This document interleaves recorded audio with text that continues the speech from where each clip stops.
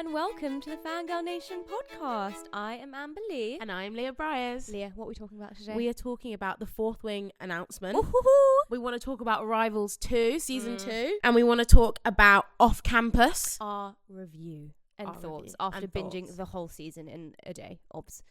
So should we just get Yeah, into let's it? get straight in. Fourth Wing. I'm a bit confused because they did this whole announcement thing of it's coming, and it's we know. We knew this adaptation was coming. But did we know it was going to be Amazon? Didn't we? I didn't know that. I think we did know. But they've made it a big thing, it's officially coming. Well, they've We knew it was announced everyone. And we knew it things. was Michael B. Jordan's production company. We've known that for ages. Mm-hmm. Maybe we didn't know it was on Amazon. No, I didn't think we did. Okay. I think that's the big woo. But it backs up what we said last week. They are taking the books Do you know to what? film. They are going for it. Full throttle. They said not just, the non-fantasy YA popular books. We're going to do romantasy as well. I bet someone over there is contacting Sarah J. Maas please. But she's very famously, she went on Alex Cooper's podcast and was I've got all the rights back to my books. I'm not turning into movies at the moment. But when she does, I reckon Prime, they must be gagging for it. Oh my god. If they can get ACOTAR in Throne of Glass, they said, we'll get the second best for now, Fourth Wing. Maybe I'll read these books before it comes out. Fourth Wing is easy. Yeah, everyone says I'd really like Fourth Wing. What does that say about Fourth Wing? I don't know. What does it say about me? Yeah. It's good though. It's dragons. You love a dragon. You love a dragon, and they're kind of talking dragons. That's something that throws me about Fourth Wing. Do you know Like a what Fourth Wing is familiar? about? No. It's sort of like Like a familiar a dragon. familiar. Yeah. I love that. Okay, Fourth Wing, for people who don't know, who haven't read the books, it's a romantic for you. It's about a girl called Violet Sorrengail. Mm-hmm. It's a romantasy. It's one of those smutty dragony ones. There's no bestiality in it though, right? No bestiality. Okay, fine. But yeah, you do, some people, the dragon riders, win a dragon. But what's weird to me in Fourth Wing is that the dragons that are centuries old just talk in modern day language. Well, maybe they grow up. They're adapting with the times. That's besides the point. Okay, But it's being adapted by Amazon Prime, Michael B. Jordan's company. Yeah. He's also executive producer on it. Yep. I wonder if he's going to give himself a little role. A little cameo. Yeah. Go on, Michael. We want to see you. Go on, Michael. Put that Oscar-winning talent to good use. Or maybe he's going to be no, I'm a serious producer. He might have a little walk on road. So they're adapting the Fourth Wing book into a series. Which is exciting. This is going to follow the first book. Which is nice, and hopefully there's going to be quite a few episodes so we can really get into the juice of the characters. It's being directed by Lisa Joy. What, she's doing all the episodes? What's the pilot? They've only announced the pilot director so far. She did Westworld, and then she also was executive producer on Fallout, and then she directed maybe an episode or two in the recent season. So safe hands, I believe. And then the showrunner is Meredith Averill, I think I'm saying that right, who did Haunting of the Hill House, which people loved. Yeah. And also was the showrunner on Lock and Key, which I really enjoyed. Oh, I didn't watch that. Had mixed reviews. I enjoyed the first season anyway.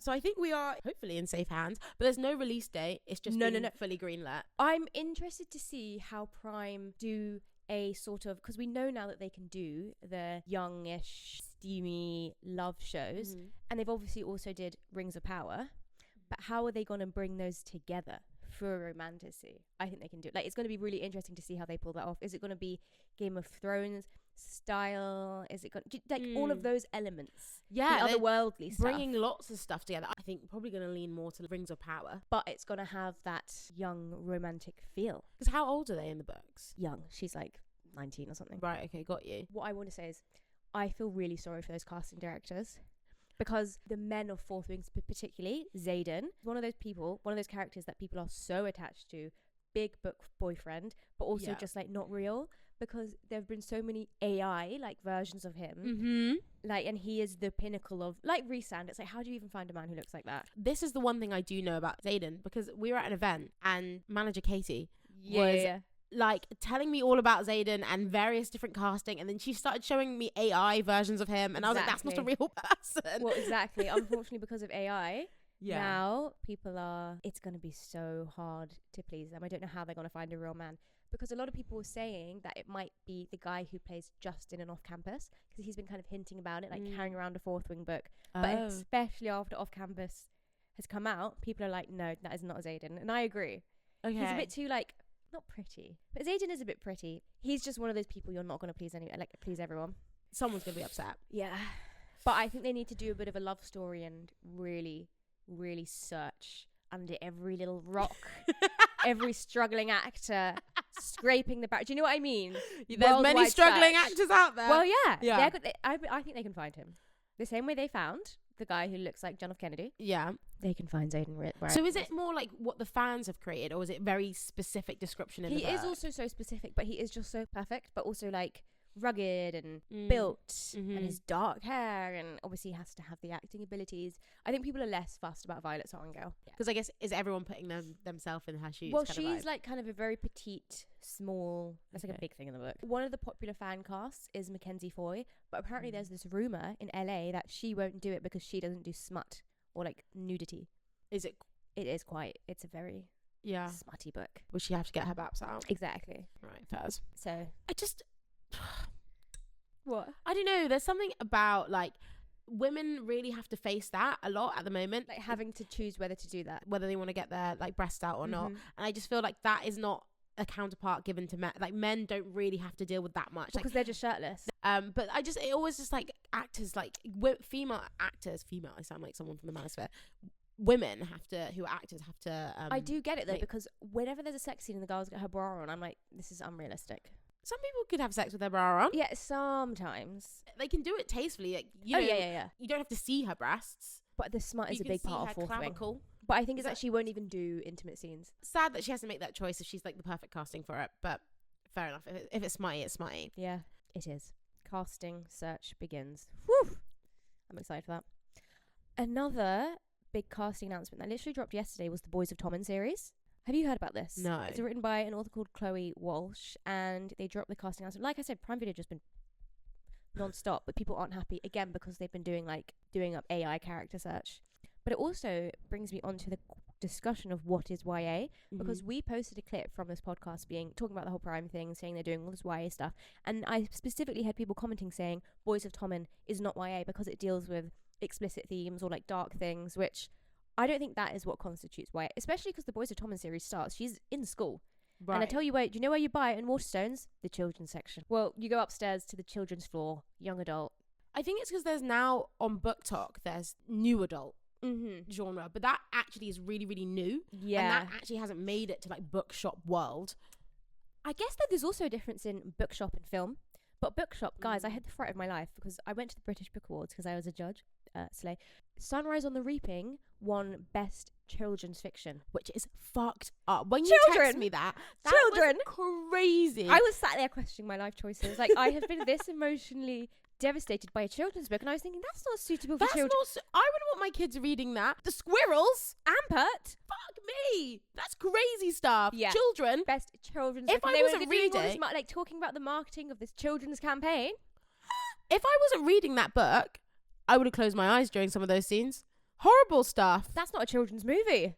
Okay, what, is it going to be a U? So a this PG? is where it comes in that it is a young adult book, and in the book world, young adult is classed as children's literature. Yeah. But it really was in a category with like literal children's books. Like obviously Sunrise on the Reaping was going to win, but because obviously The Hunger Games is a YA series. But I think young adult, especially in TV and film, also just means like literally young adults, like 18 to 25. We are late 20s, but we're young adults. But I think traditionally young adult is also like school. Yeah. And I think I understand why Book Talk is like, we need like a middle genre before we go into like just romance or whatever. Yeah, and that's what new adult is. Which I actually love, because sometimes when it's people like, oh, it's young adult, I'm like, I actually really don't want to be looking at like teenagers having sex. That's weird. Then what is the category of college?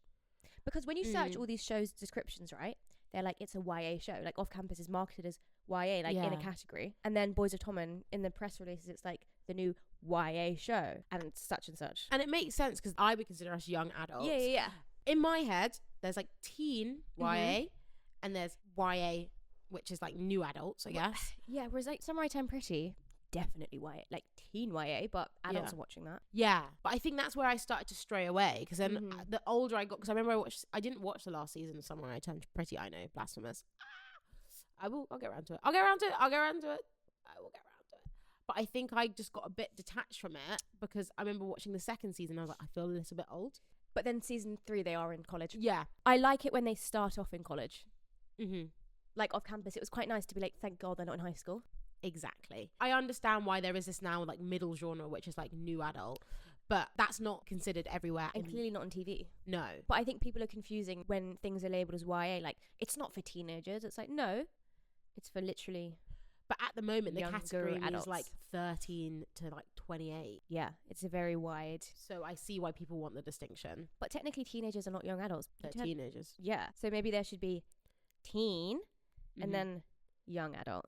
I would agree with that. Gossip Girl, was that YA? Deals with adult themes. Well, this is the thing. Do adult themes make something not YA? Because Sunrise on the Reaping. No, I think you can have adult themes Yeah. for it to be what. But that's why people in the comments were like, no, it's too serious. No, because like I remember reading like young adult when I was a teen about teenagers. Have you ever read Jacqueline Wilson? Come on now. Those are for 10-year-olds. You don't get themes that are crazier than that. Mums slitting their wrists in bathtubs. Babies in dustbins. Whoa! Best friends getting hit by cars. Coming back as an angel. Pedophilia. No, student-teacher relationships. Pedophilia. Sorry, we're not laughing at that. I was 9 years old reading this stuff. Yeah. So the themes, I don't think, are what makes it. No, I think it's No. just the age ranges. There is a thing that as soon as there's smut in it, then it's officially like new adult Oh, okay. in books. That makes sense. Because again, I need it to be plus 18 if they're smart in it, because otherwise it's just fucking weird. I'm an adult. It is so true, but also there is a bit of an element of shame when I go up into the children's section of Waterstones. Hey, don't be shamed. I went up to Waterstones the other day and went up to the children's floor, and there was this whole, they've got like the signs on the tables. There was a whole Sunrise on the Reaping table, and the sign said Hamish slays. Is that like Gen Z lingo, or like he's slaying, killing the children? Like, there's a double meaning that made me uncomfortable. Yeah. It's ridiculous. Isn't it? Like slaying like yas, or slaying like Both. I think they both. double entendre. Someone was having a little giggle. But I didn't like it. Don't be shamed that we love a children's book. No, but my thing is, like, if you're unsure if something's YA or not, if it's in the children's section, There we are. yeah. There we are. Did you hear about the Netflix Meghan and Harry adaptation that might not be anymore? Yeah, so like, but this was announced years ago. Yeah. Carly Fortune book. Mm-hmm. Meet Me at the Lake, because we know I love Carly Fortune. Yeah. The Prime Video adaptation of Every Year After is coming out next month. But Harry and Meghan were set to produce the Netflix adaptation of this other Carly Fortune book with their production company, Archwell, which is fascinating to me because that's like a romance, and they've never really done that. But now I think Netflix aren't working with Archwell, so I wonder if that's still going to be made. Oh. But I would have liked to see them produce something Different. Yeah, because Yeah. obviously they had their documentary little thing. Yeah. Yeah. They produced a few nature things. Yeah, they did the polo reality show. Oh. Did you not know about this? No, I didn't know It was about like literally a polo reality show, kind of like Drive to Survive, but for polo. Jokes. Yeah. Very posh boy. Yeah, and obviously Meghan's cooking show. Yeah, which I enjoyed, but no one else So seemed I to. didn't really see many people talking about this, but I actually would have been interested to see how they did that. Well, I think so much goes into producing something Mm-hmm. and taking it on, and there's a lot of like stop, start. So I wouldn't fully count them out yet, Yeah. because sometimes it can take years and years and years to get something going. Yeah. Like even with Fourth Wing, the original showrunner left. Well, and that's the thing as well. Like authors also have problems with their book gets optioned by someone, and then it gets shelved. But then so and so's got the rights, Yeah. and it's just sat there, and they can't do anything with it. So I wouldn't count it out, but we have not heard a thing. I'd love to see it though. I'd love to see how they do it. Maybe Yeah. we'll hold out hope. They've got the Interesting. rights. Yeah. Rivals season 2. has come out. I'm obsessed with Rivals. When it came out, what was it nearly 2 years ago now, season 1? Yeah. I was like, where is the hype for this show? Season 2, however, Disney have come out swinging. Huge campaign. I was in Piccadilly Circus last night. It was the whole Piccadilly Circus. They've wrapped the IMAX. Oh my The IMAX, gosh. which costs a lot of money. Yeah, I can to do that. imagine so. But I guess finally, because I also thought like that's a stacked cast. Mm. You've got David Tennant, Mhm. Danny Dyer, Senior, Aidan Turner. One thing about Aidan Turner, I have loved him my whole life, it feels. Oh, he's sexy. Of Poldark, of Being Human. Little did I know when I was like 13 and watching Being He'd Human always be there for you. that he'd always. It's interesting. I was watching an interview who was talking about saying like it's fascinating, like kind of seeing how the different fandoms change. He was like, it's a different group of people for Poldark, a different type of person for Rivals. But Yeah, like, totally. yeah. Totally. In this, I Yeah. think he's fit. But when he shaves off that mustache and he was doing press, I was like, that's the Aidan Turner I know. No, but I like the mustache. Do you know what also about Rivals, before we get into it? Just Danny Dyer being back on my screen. I love that man so much. And everyone who knows me knows I'm a big EastEnders fan, and I used to see him like 4 times a week, and it was just stunning. And then not having him in EastEnders, I'm just so glad he's back on my screen. I think this show has reminded the people why they love him. It's nice to see him in a serious, not serious, but like a really good show. If you don't know what Rivals is, okay, if you haven't watched it, you need to go and watch it. But it's a Disney/Hulu adaptation of Jilly Cooper's best-selling novels from decades ago, literally from the 80s, and it's set in the 80s, but it kind of follows a world that doesn't exist anymore, which are these local television networks. Back when television was booming, there was so much money in it, and yeah, these different people that are involved in it. Yeah, and it's like the upper end of society. Yeah, it's in the Cotswolds TV. That's not a thing anymore. Imagine if there was a booming television industry in the Cotswolds. I'd go and do that. That sounds lovely. It looks great. They're having all these house parties. They're just going to polo matches. But it took a really long time for Rivals to get adapted because there's not a huge amount of plot. Like, it's like a sexy book. But there is. I'm so happy about it. It was like one that like mums would have and like Smutty. leave it on the shelf high up. But it's glorious to see adapted. Like, they've done the 80s set so well. So well. Like, you were so immersed in it. It's just delicious to watch. It makes me want to be in the 80s. 100%. I mean, as we say, Disney always slaps, but it is so good. There's no other show like it that compares in terms of vibes. No. 80s England, the music, just the feeling. Also, the cast is star-studded. Like, everyone in it is like a British icon. Also, I've never rooted for an affair in my life, but I did watching Rivals. What, Danny Dyer and Catherine? Yeah, it's the only affair I'll ever root for, and it's the magical, most beautiful, sweet, gorgeous. I love it. Yeah. I love this show. I love David Tennant. I think he's one of the greatest actors of our generation. Generation above, just greatest actors all time from this side of the pond. And seeing him do this role, he's just so perfect. Yeah. Like, he's perfect in everything he does. Yeah. But like, it looks so fun. Everything about it is like, it's quite camp. Yeah, like they look like they're having I just think it would be so much fun to film, like to be on that set. Exact. Haggy and Rupert. This is not for me. That's not for me. What? I don't like the age gap. It makes me feel really uncomfortable. You know, they've actually aged her up. In the books, she's even younger. I don't like it. I know. I quite like a little age gap. Yeah. Child bride. Yeah, so fair. 5 years. Yes. Between me and Casper. No, I found it really, it feels very like noncy. I don't like it. So fair. Can we talk about the weird release schedule? Okay, so this is super interesting. So they're doing 3 episodes dropped on Friday, and then it's 1 a week up until the mid-season finale. Well, which is how even many episodes? 6. So it's a 12-episode season. Is that what you're saying? Mm-hmm. Okay, that's nice. So we get 3 episodes just this week. Now we've got 3 weeks of weekly episodes, and then a break to I don't know when. Apparently, like December. Okay. I said late 2026, so yeah, I'm sure they'll be pushing it to December. Do you know what though? Do you think they're just not done editing because they filmed it not that long ago? Maybe. They're like teasing us. Like I'm confused. Yeah, it's an interesting one. It's a very strange choice. People haven't completely clocked on yet as well. I think there's going to be a mass realization. That gap. Mid-season finale. It better be a good mid-season finale to hold me till the end of the year. Do you think the episodes aren't ready and they were like, let's make it a summary show?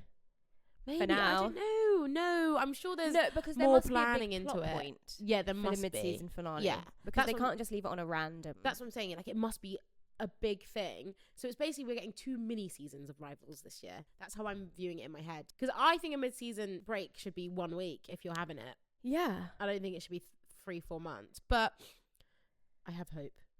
God. It'll be fine. There's enough stuff coming out this it's year. Bad enough having to wait a week. My God. I know. Also, them dropping 3 episodes and then just giving us 1 a week. Disney, you got me in a chokehold. I don't mind that. Okay, interesting. So what do you like? How do you like your releases? I actually quite like a weekly release because I don't like the pressure of having to watch it all if it's all out at once. Yeah. Off campus, I think they should have done weekly releases because when the Summer I Turned Pretty finale, like that last season was coming out, you just had to be there, Leah. You didn't watch it. But that summer of every Wednesday, everyone watching it and then logging on, seeing all the responses, talking about each episode, like that was just like, and then waiting, I just really enjoyed that. Whereas for off campus, It's like, Jesus Christ, I have to watch all 8 episodes. Not even just because I want to binge them, because I Spoiling. can't open my TikTok. Yeah. Because spoiler etiquette is out the window. People just straight up recording scenes on their phone. Mm-hmm. And then also feeling like I want to participate in the discourse, but I can't until I've watched literally all of it. So I am a classic binger. You know me. I'll watch it all at once, which is greedy. It's actually greedy. I don't like the way it makes me feel. No. I can't give myself, I can't. Also, when I binge something, I actually don't take it in as well. Exactly. Because like I'll like come out of it and I don't know anyone's names. You just don't have that time to process it. Your brain doesn't have time to lock in. Also, like you said, with the like dropping all at once and like the kind of like binge culture of watching stuff, it drops the excitement of like, you know, like water cooler shows. Yeah, exactly. Like I think I've Well, that's what I spoken mean. about before. Summer I Turn Pretty, it was an amazing time because you just be like, have you seen the episode yet? Oh my god, what's gonna happen? Do you know what I mean? Now it's done now. I will say though, I don't think that's the last time we'll get off campus in a full drop. I think next season it'll be weekly. Yeah. Some shows I prefer weekly, so I think Rivals is great to be dropped because I want to speak about with people. Mm-hmm. I feel like it's one of those ones that everyone can talk about, your mum, your dad, your aunties, your uncles. Whereas I think something like Off Campus, which is a bit smutty, a bit like, actually, I didn't mind watching that all at once. Do you know what I actually would have loved? A 3 episodes drop and then weekly. 3 episodes to get you hooked and then... I would at least like 2 a week. I'm just like, well, now it's done. Yeah, now it's done. People are going to move on. I'm not done. She's still at the campus. Honestly. Well, we keep talking about Off Campus. Yeah, okay, let's give our thoughts. What are your thoughts, Leah? As someone who hasn't read the books, I will say that show was the most predictable plot I have ever seen in my life. However, let me land.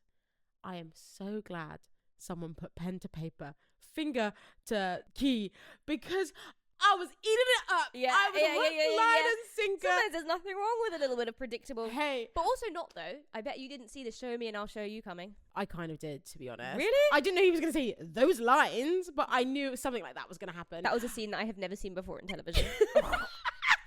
Tell you what, though, I did not need to see those toes curling. I did not. That was horrendous. That took me right out of it. Never showed me those toes curling like that ever again. Ever again. That was shocking. That was horrible, horrible stuff. However, I loved it. Hook, line, and sinker. If you're gonna like do a full drop, and they just do like little mini cliffhangers, they were just like lines where you're like, next episode, play it now. People are not happy that they had Dean and Ali. So you haven't read the books. Okay. Dean and Ali aren't till book 3. Right. So for context, book 1, The Deal, is just purely Hannah and Garrett. Book 2 is Logan and a girl called Grace, who we obviously don't see yet. And book 3 is Ali and Dean. But I do think the Bridgerton of it all has made people used to thinking like, oh, each relationship will get a season. But apparently the showrunner was like, well, all these storylines kind of run concurrently or like pretty similar. And do you know what I will say? There's not enough material. They can't make that whole episode season. And sometimes I don't think people get that. And also, like, I'm using the Summer I Turn Pretty as an example again. When they've got all these other plot lines going on, it's because there's not enough source material. Like, that book is, you can read it in a day. Right, got you. Although, that being said, because there isn't, that's an easy book, I do get that maybe they should have spent some more time on Hannah and Garrett. I think the vibes were immaculate. Those 3 episodes. The chemistry was crazy. Friendship chemistry and romantic chemistry was... I think, when they had the Shakespeare episode and then she went to go do the grand gesture, I was like, they should have ended that episode before she did that, and we could have had a whole other episode of them realising their feelings and being jealous. I'm with you. I think, but even from the beginning, I think there should be more of them before they made the deal. Like, just kind of like interacting, having weird... Because I feel like it was too quick. It was too... They came to that conclusion too quickly. And I was like, oh, okay. To be fair, they do come to that in the books quite quickly. But then I they don't realise their feelings... I know, but later. Like, as in from like him not knowing her to them being like, I'm going to be your fake boyfriend in like 5 days. I feel like we could have had a little bit more. But it's because the test was coming up. I know, but I feel like it just started a little bit earlier in the year. I feel like there could have been a little bit more cat and mouse just to get to know them separately, because then I want to see the shift. And then also, I could have just had more of them before they realised their feelings for each other as well. She suddenly started to get jealous and then immediately went and told him. I think there could have been a bit more. Exactly. Of them both not. I would have taken it. And I think this comes to these bloody short seasons. I need at least 12 episodes. No, but what was confusing was why was the first... I wanted to see the first time they had sex. Like, what that was like for them. Yeah. Not, like, graphic. Yeah. Because why did we just have a montage? Exactly. at the start of episode 4. Exactly. It should have been quite an emotional I wanted them moment, going yeah. home and being Like, wow. yeah. And to be fair, from watching the first episode, for a prude like you, I was like, I'm surprised Amber's so gassed for this. We got baited into thinking it was a much steamier show than it was going to be. There were so many titties. in episode 1. But I thought, okay, they're setting the tone of this show is going to be graphic. It's going to be steamy. Mm-hmm. We'll get to me being a prude later.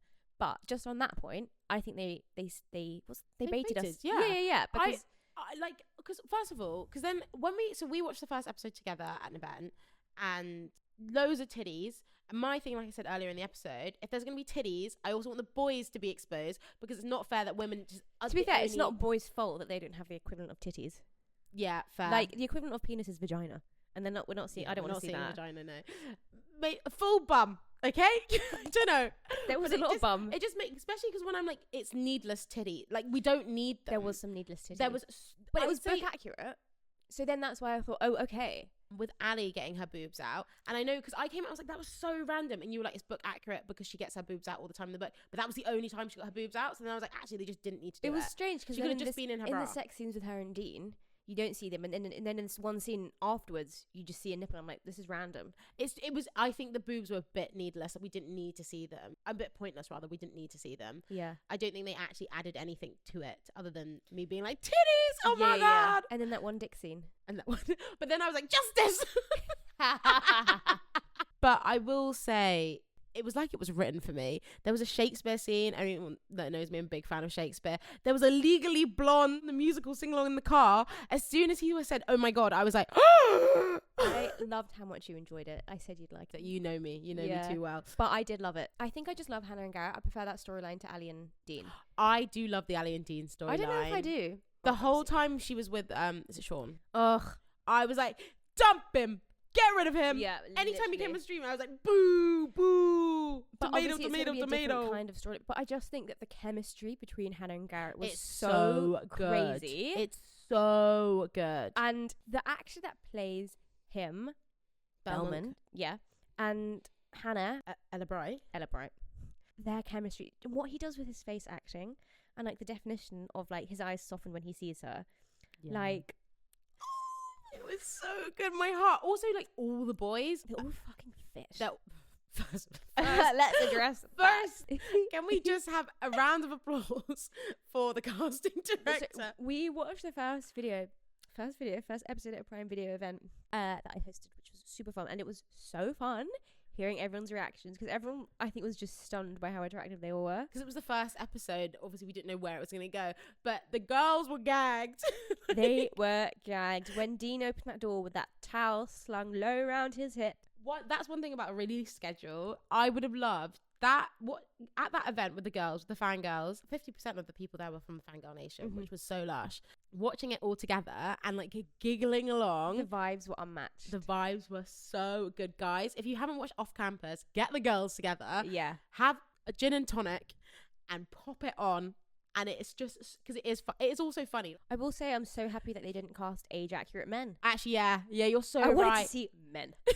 Do you know what I mean? Because like Belmont is our age. Yeah, thank God. Thank God. I don't want to be thirsting over a 20-year-old. No, I don't. But also, I will say it's really interesting because Ella Bright is the only one that's 19, and that's a really big feat as an actress going in when everyone's like 24 plus. She held her own. She was so good. Really did. English babe. Yeah. But yeah, good for her for holding her own, because that must have been really intimidating knowing everyone was like 28 or well, whenever they filmed it, 27. Or yeah, and the internet's got a new boyfriend.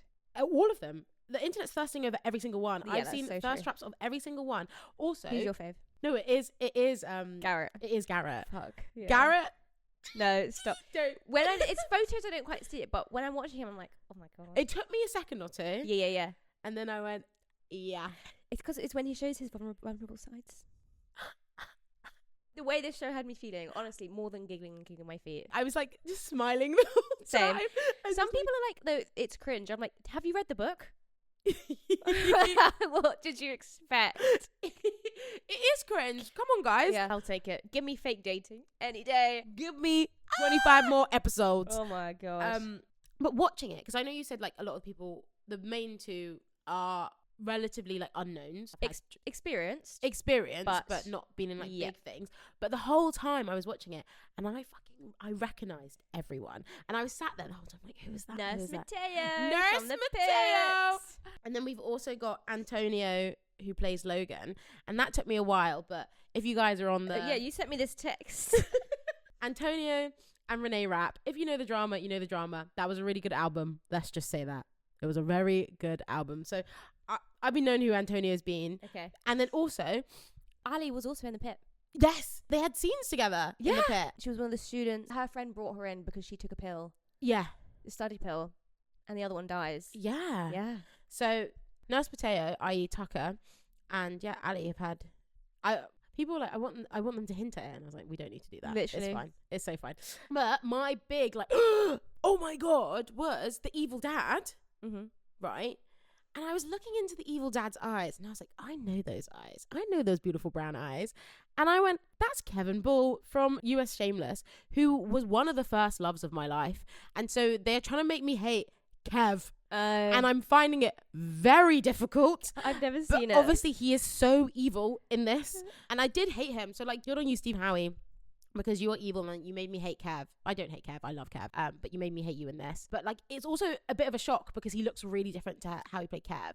And also, he looks really small. But then I just must think the other guy's Belmont must just be huge. Yeah. Because in Shameless USA, Kev is massive. Like, that's one of his like identifying traits. He's just huge. Oh, I'd love to see Belmont in the flesh.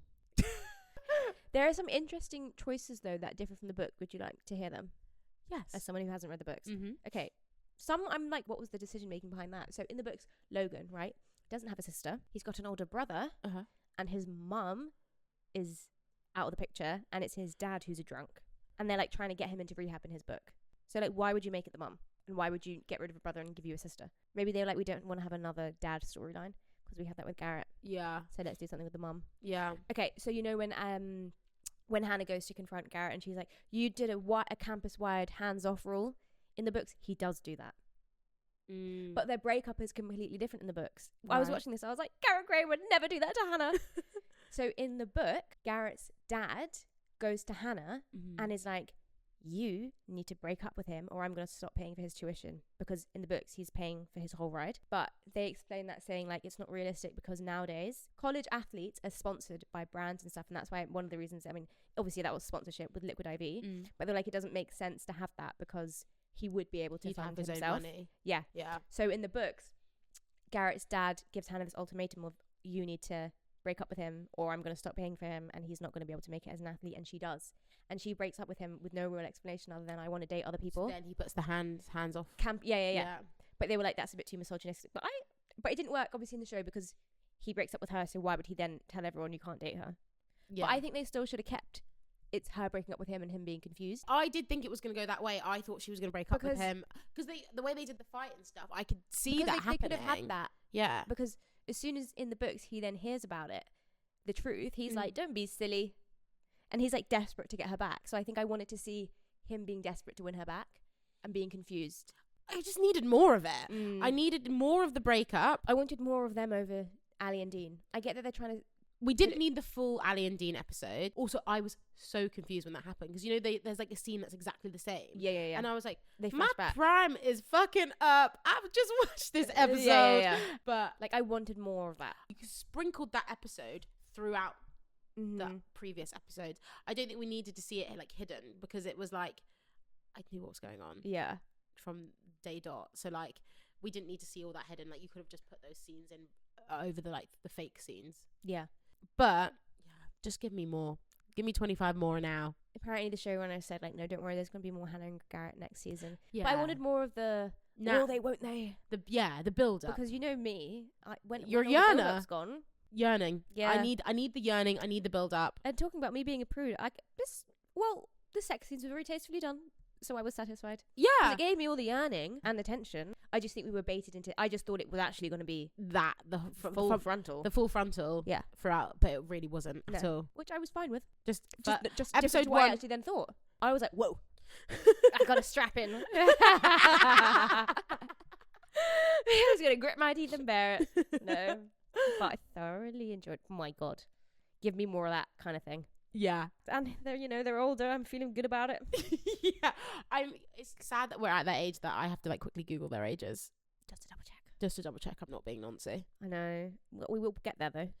No, I feel like I just have to cut it off. I feel like our generation, TV and books just need to grow with us. Yeah. So far, they are. Yeah, they're doing quite well at it. Yeah. Except for our children's book, The Hunger Games. No, I just think they put that in there in that category. They're like, if we submit ourselves into children's fiction, obviously we're going to win. Yeah. But back to Off Campus, it is doing really, really well. It's got 95% on Rotten Tomatoes of the time of recording this. So, good stuff. If you haven't watched it yet, what are you doing? Another thing that I don't know if you know about that has got a really high score on Rotten Tomatoes is, I don't know if you saw, Disney or Hulu or whatever you want to call it, dropped one episode of The Bear. Yes, random. Gary. Yeah. And I watched it the other day and it is so beautiful. You know when we're talking about like, oh, we want 24 episodes, we want a filler episode when it's just focusing on like this little bit of a relationship, and it is Cousin and Mickey, like it's like a flashback episode. And you know when we were talking last week about like sometimes things should just be fun, that this is not one of those. It's a beautifully artistic episode,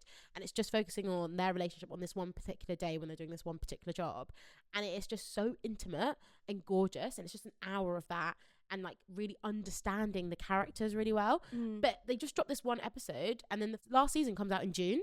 So it's just, I think they've just done it just so you really understand this character. So I think it maybe That's so leads nice. into, it was just so like so random. They didn't announce it, they just dropped it. Yeah. I say give it a watch if you haven't watched it, guys. It was beautiful. No, I won't say any spoilers, but I need a conclusion. I need another episode. Wow, I'm gonna have to go and watch it. Yeah, it's a nice little like if you just want to Yeah. lock in and watch something. Disney, man, always surprising us. But yeah, lots going on this week. Phew.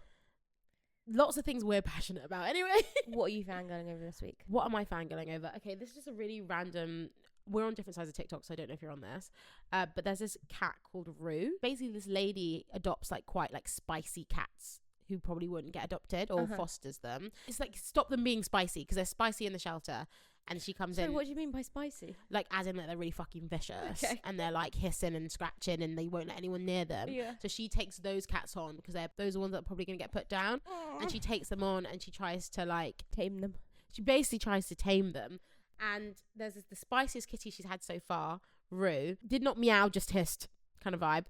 But she did such a good job with her, Roo. And then Roo got adopted, and Roo's new mum is also posting daily videos, so it's really good because I can see how Roo is getting on because she's still quite spicy.